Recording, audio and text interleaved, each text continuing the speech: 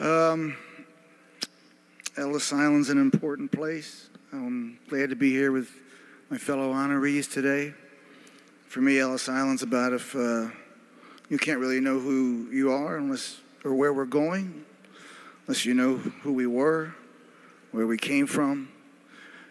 You really can't understand what it means or might mean to be an American unless you know what it meant to be an American. So I'm glad to be a part of this ceremony, not just to honor my grandfather, Anthony Zerilli, came through Ellis Island at the turn of the century. He was unable to read or write. Went to New York University. He became a lawyer. He made a short stop at Sing Sing prison. But that's another story. Into each life. And he went on to lead a very inspirational, he was this garrulous, booming voiced, small Italian man who seemed like a rock star to me when I was a kid. I also want to remember Adelina Sorrentino. It's my grandmother. She arrived at 28. She lived to be 100 in Freehold, New Jersey, and never spoke any English. So much for assimilation, I guess that was, I also need to thank the O'Farrells and the O'Hagans. That's my Irish clan. The McNichlases, they raised me as a child in Freehold, New Jersey. My lovely wife, Patty, Sicilian and Scots-Irish, and together we carry on the Irish-Italian mating tradition of central New Jersey. But I specifically came here today to thank 3 women, and so I'm going to ask them. They said it was okay if I had them come up on stage, so I'm going to ask my mom and her 2 aunts to come up and stand with me today.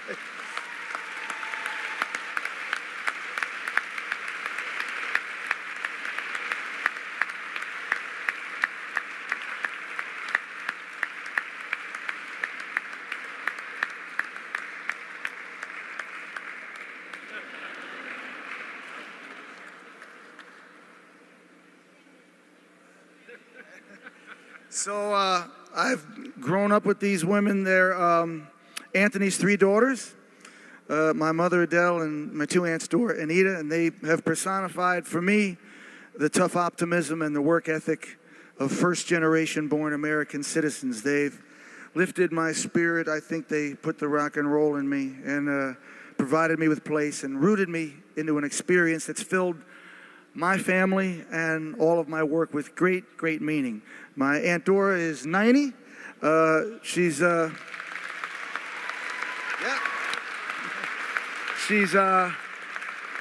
still cranking out people's income taxes.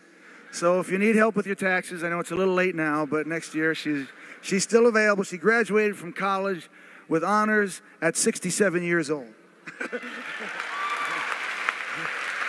And my Aunt Ida is 87. Worked, she was a member of the International Garment Workers Union. Worked in a coat factory for 20 years. Then went on to cut hair in the same salon in Eatontown for the last 50 years. You can still get your hair cut by her on Wednesdays and Fridays at Macy's at Eatontown. So.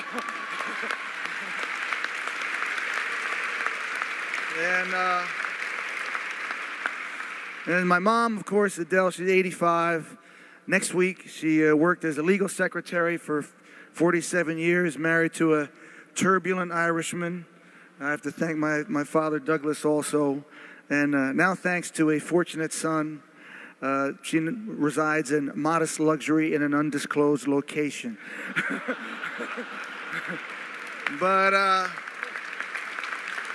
she held our family together under just great, great, great difficulty.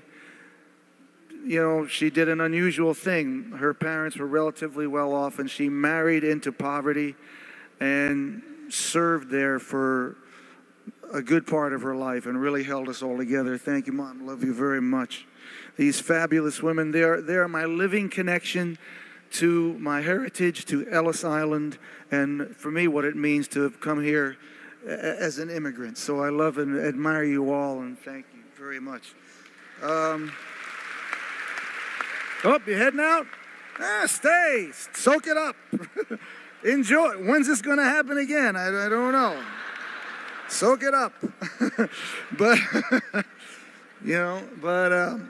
anyway, with all the anti-immigrant furor that's out there, it's good to remember that we're a nation of immigrants, of hopeful wanderers.